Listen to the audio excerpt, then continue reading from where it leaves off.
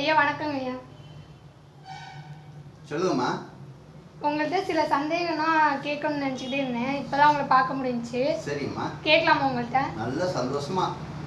எப்போ கேள்வி கேட்பீங்கன்னு நினச்சிட்டு இருக்கேன். வாங்க, இந்த அளவுக்கு நீங்கள் கேள்வி கேட்க வந்திருக்கீங்க, எனக்கு ரொம்ப சந்தோஷமா இருக்கு. சொல்லுங்கம்மா.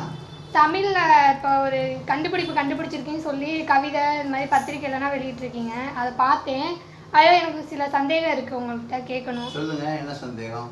தமிழில் வந்து காலங்காலமாகவே 247 எழுத்து தான் இருக்குது மொத்தமே. ஆமாம். ஆனால் அதையும் நீங்கள் சுருக்கி 21 எழுத்துல எழுதலாம் படிக்கலாம் அப்படின்னு சொல்லியிருக்கீங்களே. ஆமாம். அது உண்மையா?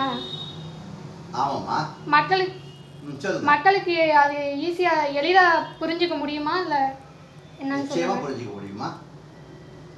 அதை பற்றி விளக்கமான சொல்ல வரேன். இந்த 247 எழுத்துக்கள் நம்ம தமிழ் இருக்குங்கிறது நல்லா கரெக்டாக சொல்லலாம் இல்லையா? இந்த 247 எழுத்துக்களையும் பிள்ளைங்க வந்து கற்றுக்கிறதுக்கு கஷ்டப்படுறாங்க இல்லையா, சிரமப்படுறாங்க இல்லையா? இதை பற்றிய விஷயத்தை தான் நான் வந்து ரொம்ப நாளாகவே எனக்கு ஒரு எண்ணம் இருந்துச்சு. இப்போ உண்மையிலே என்ன அப்படின்னு சொன்னால், நீங்கள் வந்து இப்போ இது கேள்விப்பட்டு நீங்கள் வந்தது எனக்கு ரொம்ப சந்தோஷமாக இருக்குது. நீங்கள் கேட்ட கேள்வியும் உங்களை போல பல ஆளுங்க என்கிட்ட கேள்வி கேட்டிருக்காங்க. அந்த கேள்விக்கெல்லாம் பதில் சொல்லிக்கிட்டு தான் வந்துட்டுருக்கேன் நானும். ஆனால் இப்போ என்ன, இந்த கேட்ட கேள்விக்கு நான் முக்கியமான பதில் என்ன சொல்கிறேன், மொத்த தமிழ் எழுத்துக்கள் 247 எழுத்துக்கள் இருக்குது. இந்த 247 எழுத்துக்களையும் மக்கள் பிள்ளைங்க படிக்கிறதுக்கு ரொம்ப சிரமப்படுறாங்க. அதை ஞாபகத்தை வச்சுக்கிறதுக்கு இன்னும் சிரமப்படுறாங்க. ஏன்னா நானே ரொம்ப சிரமப்பட்டேன். இன்றைக்கி வரலையுமே டிகிரி படித்தவங்க முதற்கொண்டு தமிழை நல்ல அளவுக்கு எழுதுறாங்கன்னா இல்லை.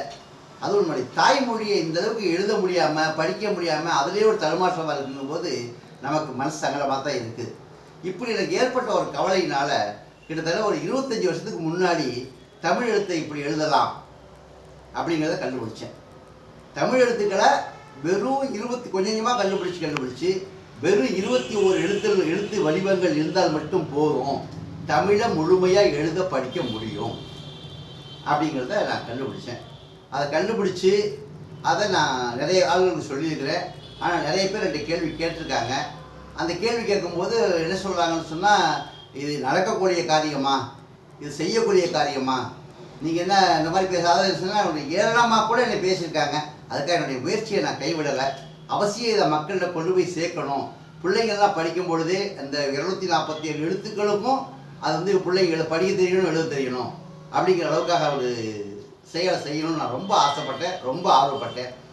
உண்மையை மக்கள்கிட்ட சேர்க்கும் பொழுது அந்த மக்கள் வந்து உண்மையிலே வந்து நல்ல பலன் அடைவாங்க.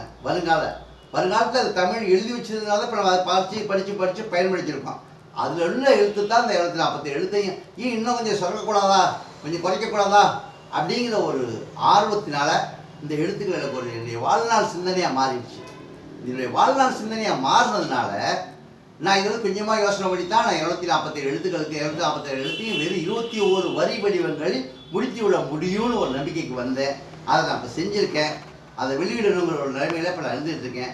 எனக்கு உதவி செய்யக்கூடியவர்கள் யார் வந்தாலும் நான் அதை ஏற்று உதவி செய்யறதுக்கு ரெடியாகவே இருக்கேன்.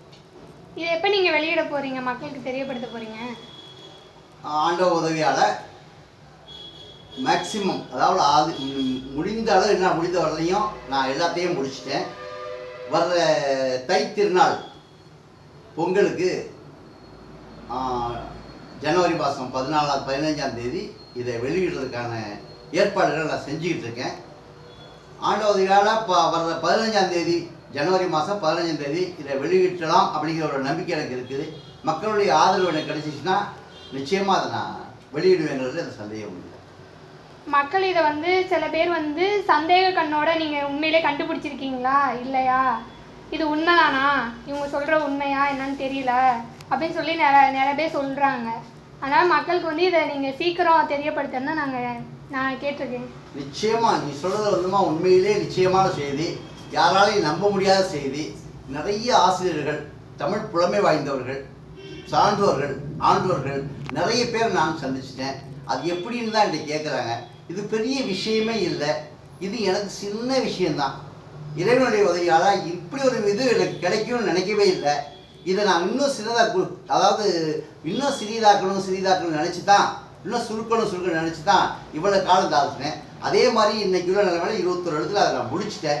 அப்படிங்கிறனா மக்கள் சந்தேகப்படத்தான் செய்வாங்க. ஏன்னா யாராலையுமே செய்ய முடியாத விஷயமா என்னமோ ஆண்டவதையால் நான் செஞ்சுட்டேன், அதை மக்கள்கிட்ட காட்டணும்.